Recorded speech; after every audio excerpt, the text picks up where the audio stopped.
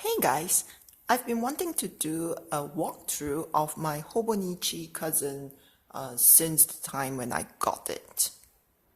But I thought that maybe I should use it for a couple of months first before I show you how I've set up my Hobonichi and how well or how badly it's been working for me.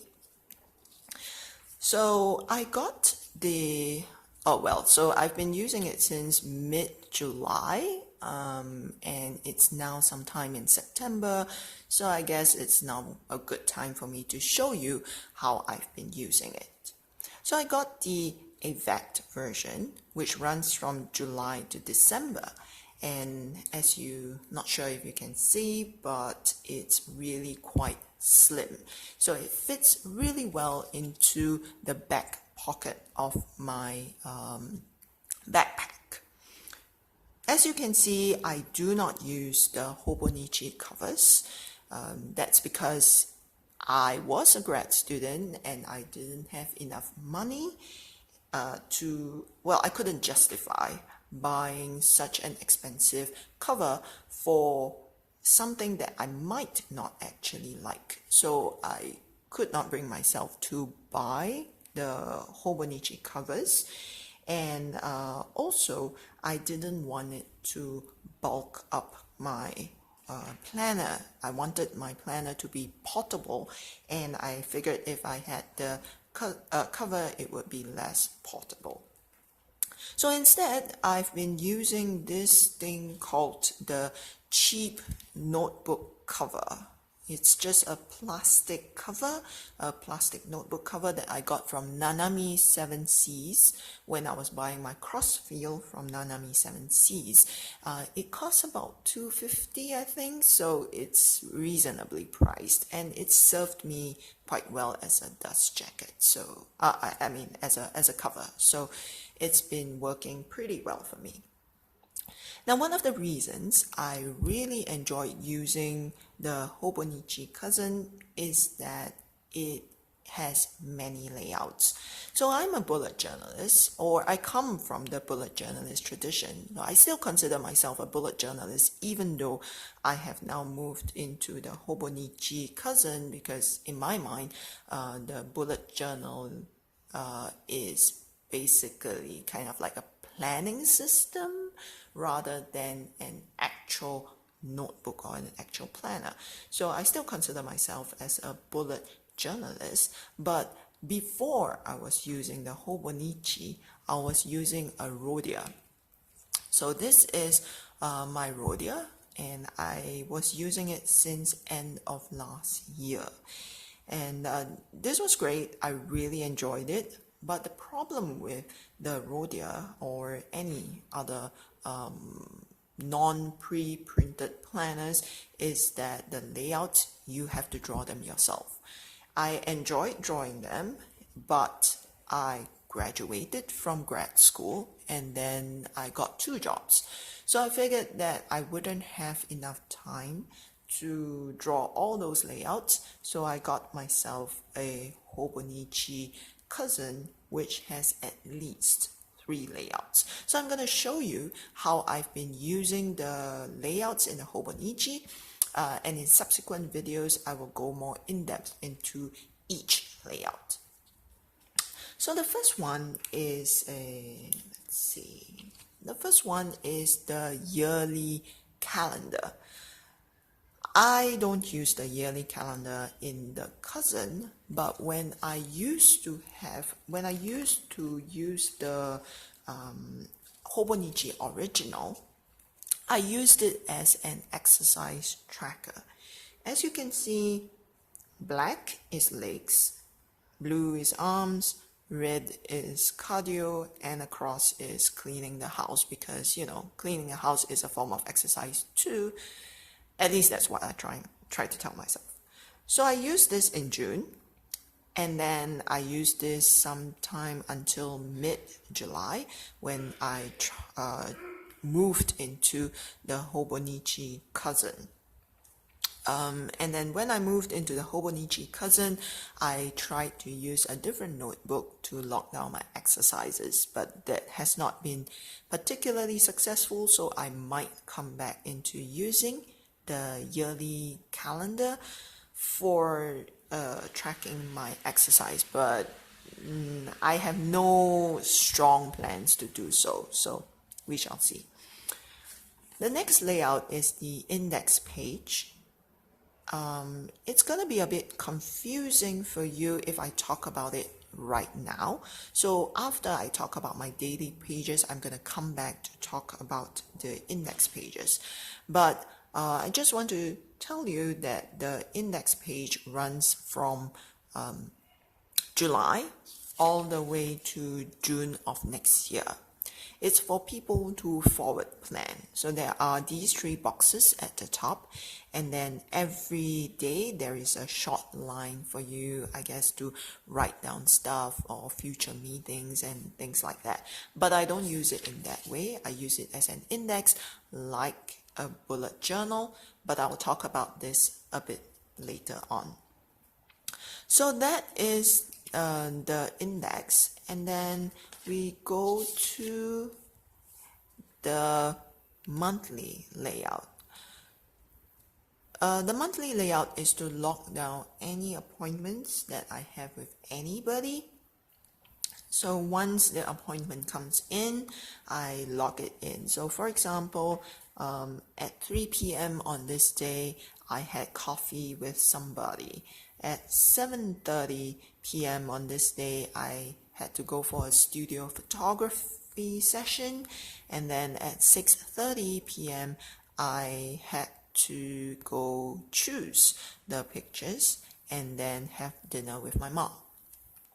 So the monthly layout basically is where I log all my appointments, and I've really enjoyed using this because when I was using the Rhodia as my bullet journal, the problem was that I would be really lazy to draw out all the tiny boxes. All right, I know I can print it, I know I can make it easier somehow, but I just couldn't bring myself to draw all the tiny boxes.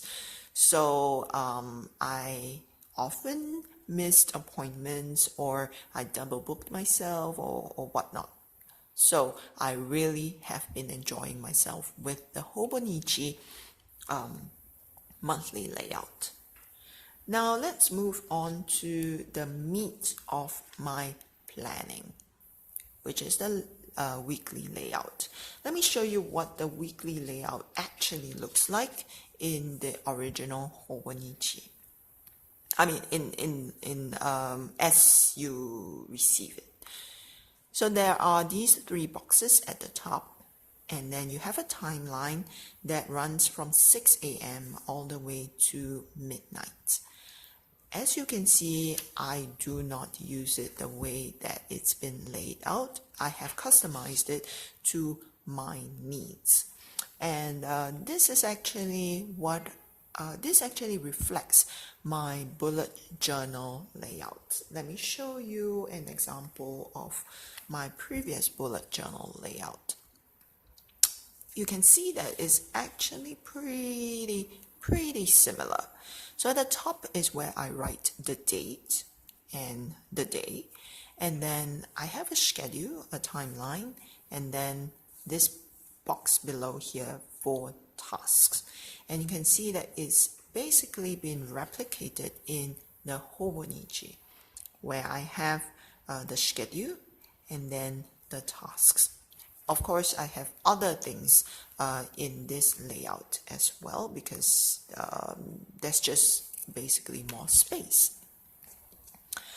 So for the weekly layout, basically I have a section right here on the left-hand column for my priorities and secondaries. These are the priority tasks for the week and the secondary tasks for the week. Anything that is not in the priority or the secondary list goes down here in the keep in view list. So for example, the final exam supplementary paper, I have to make it, but that's not so important and that's not so urgent, so it comes here. But for this week, for example, I had a workshop, so I had to prepare for the workshop. I had to submit IRB because I have a project timeline and I need to meet the project timeline and so on and so forth. So those are the important things that I have to do this week. Every day when I come into office, what I do is I look at the previous day. So for example, on a Tuesday, I look at what has not been done on Tuesday. Okay, let's look at Wednesday, right? So what has not been done on Wednesday? This thing, the preparation for the workshop, because basically the whole day I was working on some scenarios. So I put this arrow sign, which means that I'm going to migrate it to the next day. So this is where my bullet journal tradition is kind of obvious. So this is where I indicate to myself that this task has not been done. I'm going to move it to the next day or the days after this day. If I have completed the task, I shade the box.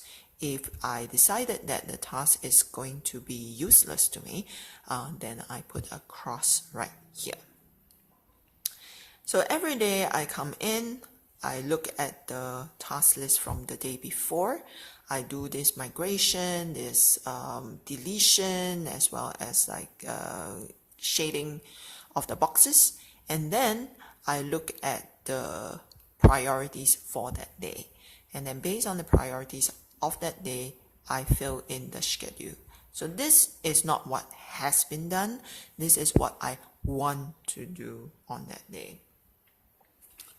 And then I do it for the rest of the days as well.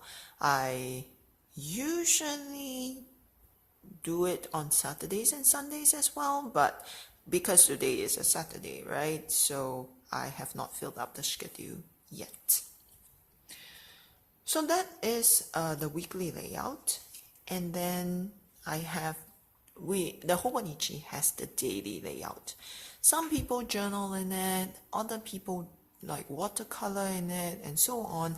But what I do is that I use it like a bullet journal collection. So in this case, for example, on the day of 1st of July, I've written down my master grocery list, and I did it for the 2nd of July as well. And I have some potential meal ideas on the 3rd of July. I refer to this regularly every weekend when I go shopping for my groceries. I would run down this list to see what is missing in my pantry, what I need to buy, what I don't need to buy, and things like that. And depending on the next available page, I would simply use the next available page to write down random stuff. So for example, on the 30th of August, I went for a talk on tea and the Chinese culture. But I did not write down the notes on the 30th of August, the page 30th of August. I wrote it on the 24th of August, so the next available page. Right, so I have that for my, I have the Hobonichi to write my notes in, and I also write notes on my Instagram posts, ideas for my Instagram posts, and things like that. So now let's go back to the index page, right? So the index page indexes what I have written on that page. So for example, on the 24th of August page, the page of the 24th of August, I wrote down notes on tea and culture. So that was page 1, and then notes on tea and culture on page 2, the next page. So this is how I have indexed my daily pages so that it's easier for me to look for that information. This acts like the index pages in the bullet journal. And that's it. Yep, that's all I have for you today. I'm sure I will have more videos in the future. I don't know how long in the future. I hope to make this I hope to make videos every week, but then I might not have the time to do so because I have to prepare lecture slides. So I'm a lecturer. I have to prepare lecture slides on Saturdays and Sundays. This is my day. This is my week off. It's the break week, so that's why I have some time to video. But I hope to make it more. I guess the word is more frequent. These videos to be more frequent. So in the future, I have video ideas.